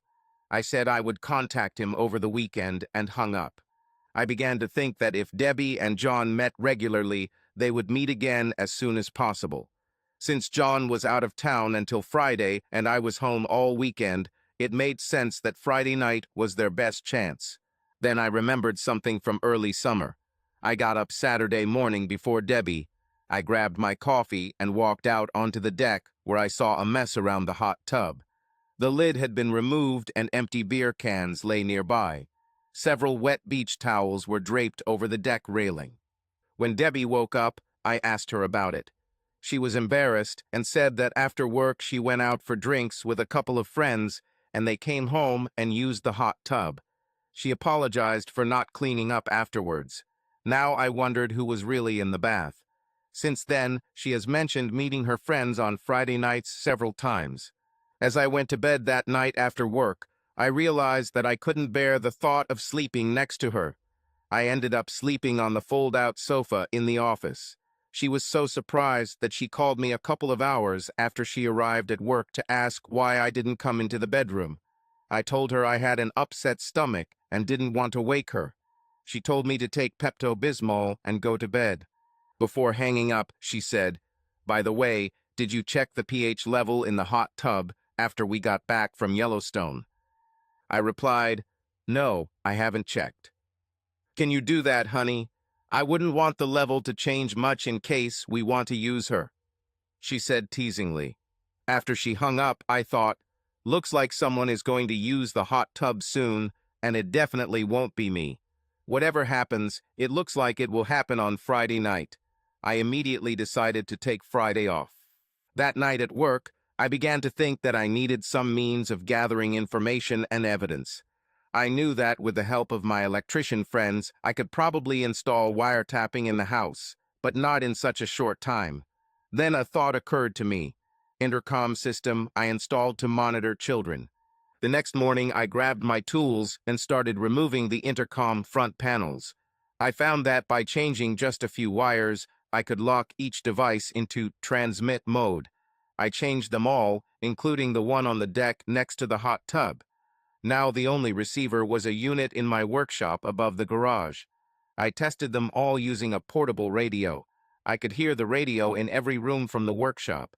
I decided to go further and went to an electronics store, where I bought half a dozen ultra-sensitive miniature microphones. I replaced the intercom devices with these and found that it increased their sensitivity by about 20%. After I finished, I sat in my workshop thinking that now I had the ability to monitor what was happening in the house. I needed to be able to capture this information. I had an old dinosaur reel-to-reel tape recorder that one of the other electricians gave me to experiment with. I recorded some music on it and listened to it occasionally while I was messing around with something. I took it out and placed the microphone next to the intercom speaker. I tested it with a radio from several rooms in the house and played the recording. It worked great. The reel was so large that I thought it would probably hold over 6 hours of recording. I stood up and looked out the attic window. The garage was at such an angle that I could see the backyard, the deck, and through the glass door into part of the kitchen. From above, I could also see the master bedroom window if the curtains were open. But at night, I would probably only see shadows if the light didn't fall correctly. I decided that the sound would be sufficient for my needs. That night at work, I called home as usual. Debbie and I chatted for a bit, and she said how much she missed me and wished I could come home early. I pretended to be sad and said I couldn't. I told her we'd catch up over the weekend. Casually, she asked if I had checked the pH of the hot tub, and I said yes, another lie. Once again, I slept on the pull-out couch, as I had all week. On Friday, Debbie called a few minutes before I was due to leave for my shift. She said she wanted to let her know that she was going out for drinks with some friends after work and maybe dinner. She wanted me to know if I called and she wasn't home. I said that everything was fine and that I was scheduled to work overtime that night, so I would be there a little later. The gross manipulation and outright lies that were now so obvious simply amazed me. And she was so calm about it. How could I allow myself to be deceived for more than 3 years? Was it her beauty, her sexuality? Was I so in love with love that I was blind to everything else? Did I have some huge character flaw that allowed her to do this to me? While pondering these questions, I moved the van to a dead-end street a few blocks from our house. There was a path through the woods that I could take to the back of the garage without being noticed. I entered through the back door and went up to the workshop. I sat down wearily in the old, shabby chair I kept there. I leaned back and closed my eyes, suddenly feeling like several days of not getting enough rest and constant mental stress were catching up with me. Suddenly, my eyes opened, and I realized that it was dark inside and out. The sound of the garage doors opening woke me up. I looked at my watch and was surprised to see that it was almost 8 o'clock. I slept for almost 3 hours. I quietly crept to the door leading down to the garage and opened it slightly. I saw the Jeep drive in and saw the top of Debbie's head as she got out. I crept up to the attic window and saw the edge of a car in the driveway and could barely make out John standing in the dim light on the porch. They hugged and then walked towards the house and disappeared from sight. I could hear through the intercom the keys jingling in the lock, the door opening, and muffled voices. I quickly turned on the recording device and sat down on the workbench where I could look out the window and watch the back of the house. "Just be patient," Debbie said, giggling. I heard John mutter something in response. "I need to go to the bathroom. Pour me a glass of wine and grab a beer," she said, walking through the kitchen. I heard her press the button on the answering machine on the counter as she walked past, and the answer: "No new messages." A minute later, I saw the light turn on in our bedroom, and she walked past the open window into the master bathroom. Meanwhile, I also heard John rummaging through our pantry and bottles clinking. I heard the cork pop as he opened the wine and poured the glass. Then he opened the refrigerator and heard him open a beer. I ground my teeth because it was obvious he knew where everything was and made himself at home. Debbie walked out of the bathroom, passing the bedroom window again. I was stunned that she appeared to be naked. She walked over to her dresser, leaned over, and took something out of the bottom drawer. She stood up and draped it over her shoulders, tying it over her chest. Flickered silver fabric told me it was one of the peros I had bought for her in St. Martin on our honeymoon. It was so light that it was almost transparent, and when she wore it this way, it barely covered her buttocks. She turned to the door, and the light in the bedroom went out. A minute later, in the dim light of the kitchen, I saw her walk past the sliding glass door and heard them kissing. "Wow, that's quite an outfit," said John. "Thank you. Does that catch your attention?" Debbie said and laughed. "In my opinion, I wasted my time on Dave," he replied. "Now be nice," Debbie gasped as it sounded like someone's hands were busy exploring. "Oh, yes, I think you like it," she whispered. "I bought her for our honeymoon." I thought bitterly. She usually saved it for special occasions. Now she wore it for him. I heard a series of moans and kissing sounds for several minutes before Debbie finally spoke. "Let's go take a hot bath." "Damn, let's just go upstairs, Debbie," John said, almost whining. "We're up all night, love. Dave works late." She opened the sliding screen door and walked out onto the deck, following John. Thanks to the two dim lights on either side of the tub, I could see Debbie kneel down and remove the tub cover. She stood in front of John, slowly untied the pero, and let him slide onto the deck. Then she turned and quickly stepped into the bath, immersing herself up to her neck in the warm water. John wasted no time in shedding his clothes. He entered and sat down next to her. They sat and drank, talked and laughed as if they didn't care. It was obvious that they were comfortable here and together. It was clear that this was not their first time. John got out of the bath and grabbed another beer. When he returned, he stood on the step in the water in front of Debbie. "Did you see Craig's face when we left the bar, and you asked me if I'd come in for a while?" he laughed.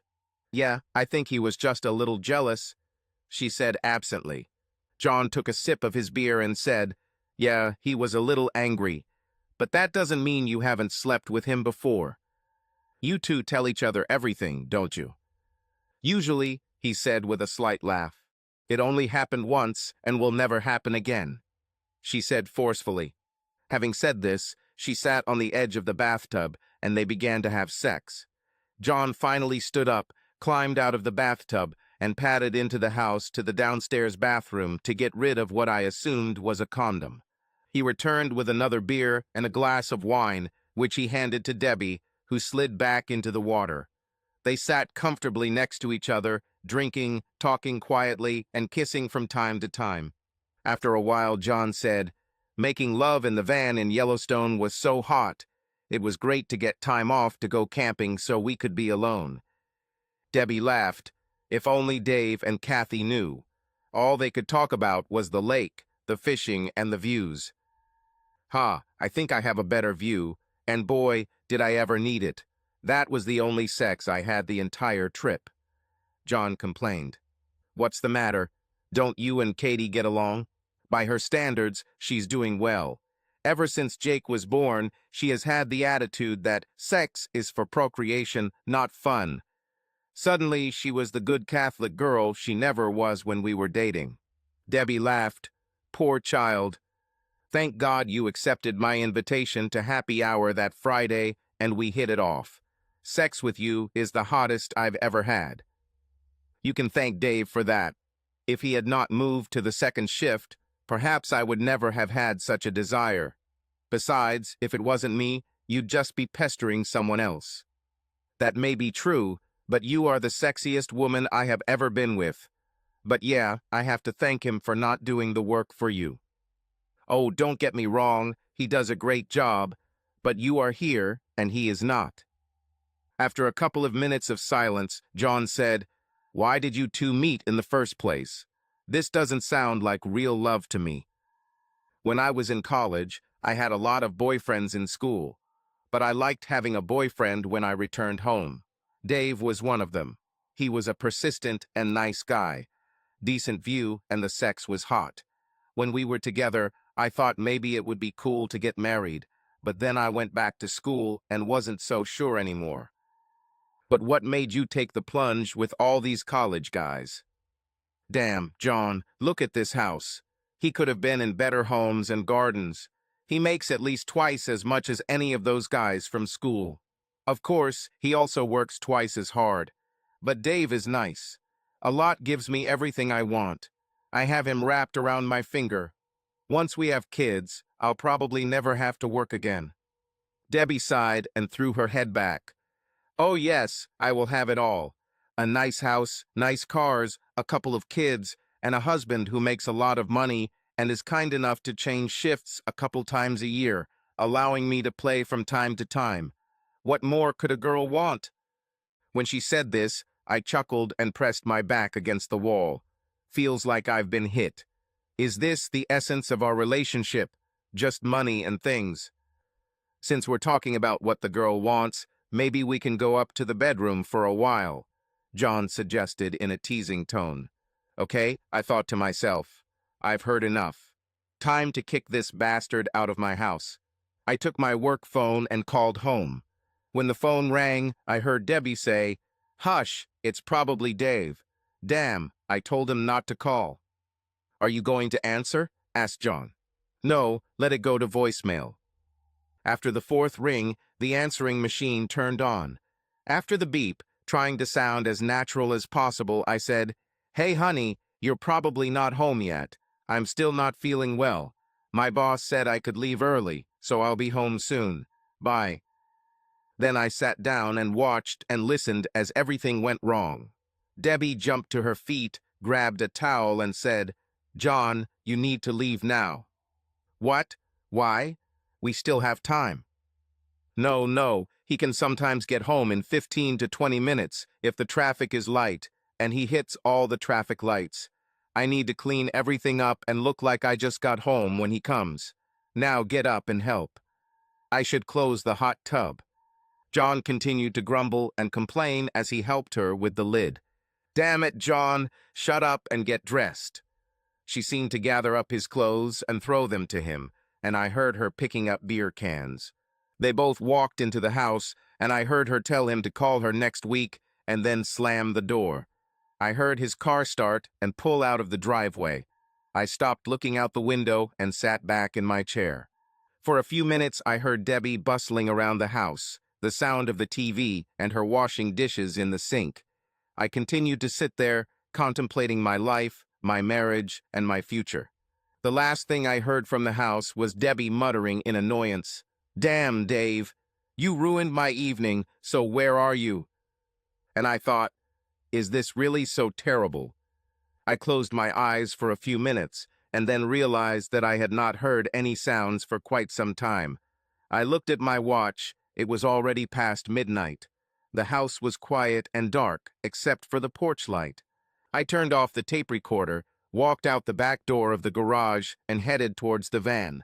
I drove around the house and parked in the driveway. Without turning on the light, I quietly slipped into the house. Not feeling sleepy, I took a beer from the refrigerator and went out onto the terrace. I sat in the dark, looking at the stars and thinking that tomorrow I would have to finish everything. Depression came over me like a dark cloud. With a sigh, I stood up and turned towards the house. At that moment, I kicked something that rolled towards the hot tub. I bent down and picked up what turned out to be a wallet. I went into the kitchen and opened it. In the nightlight, I saw John's driver's license. I walked slowly up the stairs and stood for a moment at the bedroom door, listening to Debbie's steady breathing. I then turned to my office and pulled out the couch to sleep alone again. I threw my wallet on the table and several things fell out of it. I noticed the glitter and picked up the foil pouch labeled Trojan Ultra Thin. I slowly put it back on the table, lay down on the fold-out sofa, and covered myself with a blanket. I woke up slowly to sunlight streaming through the window. I heard the faint sound of water running in the shower in the master bathroom. Everything that happened last night came back to me. I stood up and trudged to the other bathroom to relieve myself. After that, I washed my face and looked at my tired reflection in the mirror. I returned to the bedroom just as Debbie emerged from the master bathroom, wrapped in a towel. "Hey, honey, what happened to you last night?" she said. "What do you mean?" I was a little confused. "You said you'd come early and then you didn't show up," she said, walking up to me and pecking me on the lips. "Something happened and the boss didn't let me go until midnight," I said. "Are you feeling okay now? You need to shave, honey," she said, running her hand over my cheek. "I still feel a little sick," which was absolutely true. She smiled at me gently. "Well, I have something that will cheer you up," she said, untying the towel and letting it fall. As always, her physical beauty took my breath away. She smiled wider when she saw the effect it had on me. I looked into her eyes, looking for signs of guilt, uncertainty, or insincerity, hoping to see something that would tell her who she really was, but found nothing. Meanwhile, she unbuckled my belt and unbuttoned my pants. She started giving me pleasure. Afterwards, we had very hard sex. I waited silently until she finally opened her eyes and looked at me. She smiled sleepily at me until her gaze dropped lower. Her eyes widened when she saw me take off the condom and hold it over the trash can next to the bed. "Dave, what? What are you doing? Why are you wearing a condom? I can't get pregnant this way." I stood still and looked into her eyes. "Then next time you're with John, tell him he doesn't need to wear a condom." Debbie's face went as white as the sheets on the bed. Her mouth opened and closed, but she could not say a word. "Or maybe Craig will help you get pregnant. Of course, you'll have to keep him away from the beer so he can last long enough." Debbie finally managed to weakly choke out, "What? What did you say?" I leaned close to her and said with cold anger, "I think you heard everything perfectly well." "Now, get out of my house," I almost shouted. She was so shocked and surprised that she rolled off the other side of the bed and landed on the floor with a thud. Her head poked out from behind the bed, and she looked at me. Her eyes were wide open, and her mouth was parted until she managed to choke out, You don't make sense." "No? Or maybe Tom the Great will help. Remember Tom? Your roommate from your senior year of college," I said sarcastically, which caused a sharp intake of breath from her. I walked over to her dresser and abruptly opened a couple of drawers. I threw her jeans and a shirt and said, "Get dressed now, you're leaving." She sat on the edge of the bed, sobbing, wearing only her panties. "What don't you understand, bitch?" I grabbed her hand and jerked her to her feet. "Put these things on now," I shouted again. All I wanted was for her to leave this house as soon as possible. Crying and sobbing, she put on jeans. I rummaged through her closet and tossed her a pair of sandals. She pulled the shirt over her head without looking at me and said, sobbing, "Please, Dave, I love you. Don't do this to me." Furious, I said, "Do you love me? What does that even mean? You're a lying, cheating bitch who doesn't know what love is." She fell to the floor, sobbing, holding her head in her hands. I picked up her sandals and grabbed her wrists, pulling her back onto her knees and starting to drag her towards the door. She fell again, but I continued to drag her by her ass along the floor towards the kitchen. When I let her go, she was just sitting on the floor with her hands on her face, sobbing. I poured a glass of water and splashed it on her head. She coughed and struggled to her feet, clutching the tabletop to keep from falling. At that moment, a horn sounded from the driveway, and she asked with horror in her voice, "What is this?" "This is your taxi. You're going for a ride." But, but what about my Jeep? I have a Jeep." "No, I have a Jeep. It's in my name, remember?" She watched in horror as I took her key ring and removed her house and car keys. I then threw the set of keys into her purse and pressed it into her hands. "Go, go." I took her hand and dragged her to the side door. She kept trying to say something through her sobs and hiccups, but I didn't listen. I shoved her into the back seat of the taxi and slammed the door. I leaned over to the driver and handed him $50, saying, "Take her to 5 935 West Barnes Road." The driver looked at the almost hysterical woman in the back seat. "Are you sure?" he asked. "Yes, this is her home now. And here's another 20 to make sure she doesn't come back here." "Understood." And he quickly put the car in reverse and pulled out of the driveway. I watched them drive away and then slowly walked back into the house. I took a beer from the refrigerator and sat on the kitchen chair, staring blankly at the wall until my rage subsided. It was all over. It's really over. For almost 3 years, my life revolved around thoughts of Debbie. All my actions were aimed at making her happy. I felt empty and lost, knowing it was all over. I just sat there for a while with tears streaming down my face. Gradually, I began to think about what I needed to do next, and what I should do after that, and so on. Then I laughed with relief, realizing that I had a plan. My life is not over. I took the phone and dialed the number. "Carl, it's Dave. I wanted to let you know that Debbie is on her way to your place. She is no longer welcome here. You can send someone to get her things. And no, I don't want to talk about it right now. Not yet." And I hung up. I sat and sipped my beer, feeling the tension leave my body. When the beer was gone, I went upstairs and took a long, hot shower, shaved, and put on clean clothes. I stood in our bedroom, wondering where to start. I took the boxes and put all of Debbie's toiletries in them. I then began emptying the contents of her closets and drawers into trash bags. When I finished, there was a huge pile of things on the floor. I took the box to my office to pack Debbie's books from college. As I did this, I noticed John's wallet on the table. Thoughtfully, I picked it up and leafed through the contents. Having made my decision, I picked up the phone and dialed his number. After a few rings, Katie answered. I've always liked Katie. She was smart, pretty, hardworking, and funny. I hated what I was about to do, but she deserved to know the truth. "Katie, it's Dave. Is John there?" "Hey, Dave, he's still in bed. Can I ask him to call you back when he wakes up?" "No, just tell him he can pick up his wallet any time." "His wallet?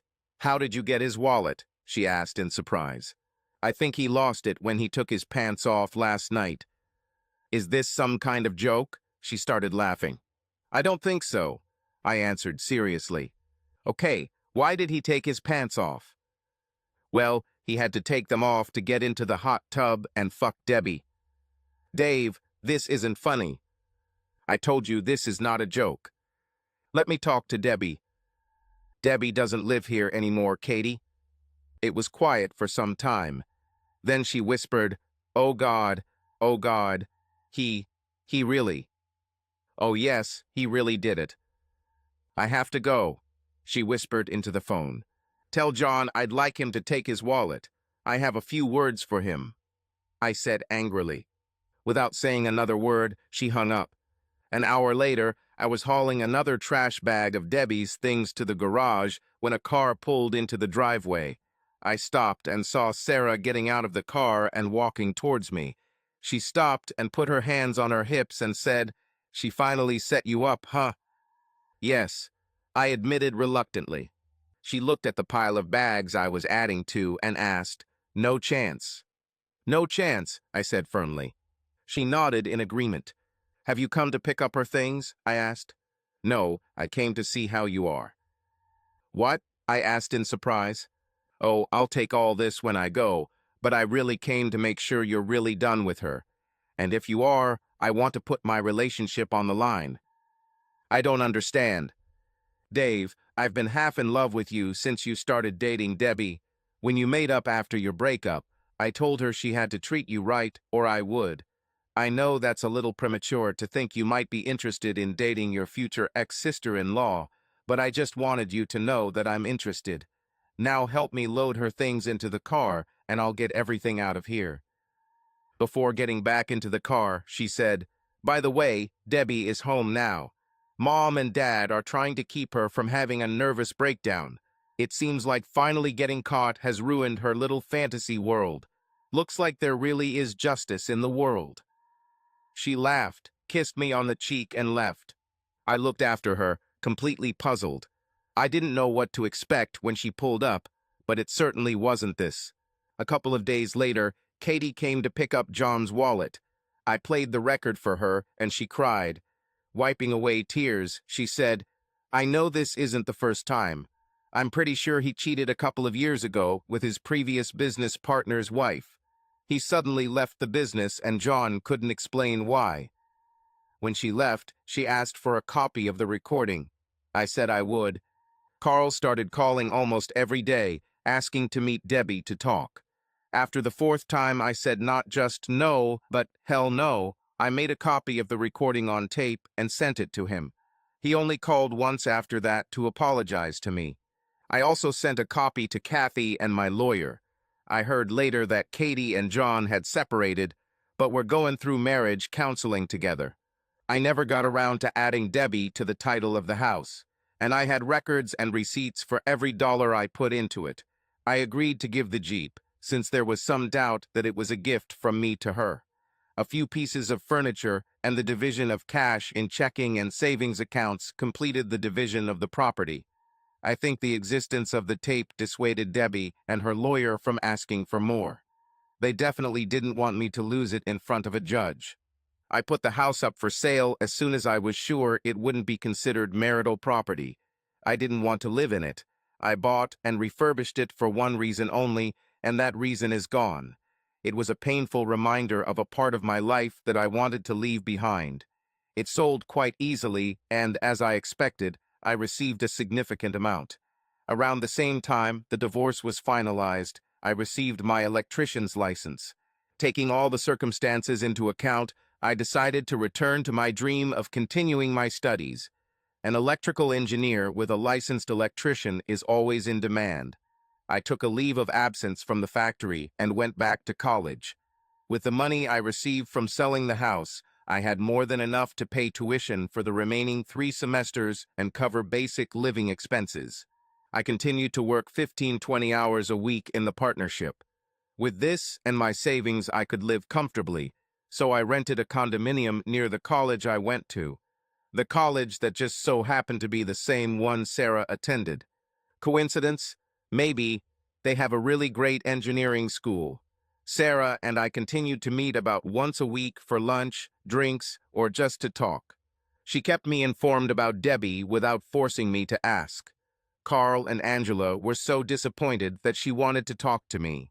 I told Sarah to tell Debbie that I was moving on, and there was nothing she could say that would change my decision. Sarah and I continued to grow closer. I admit that there was an undeniable attraction between us, and every time we met, she jokingly reminded me of her desire to start a relationship. I resigned myself to the idea of starting over, and it looked very attractive. She recently flirtatiously suggested that we move in together to save money while we both finish our studies, while I resisted, but I think she senses that I'm getting weaker. Is there a K-13 curse? If so, then I'm probably completely screwed. Subscribe to our channel so that your love doesn't cheat on you, and go ahead and listen to the next story, because this story is nothing compared to the next one. If you're under 18, don't even think click to the next one.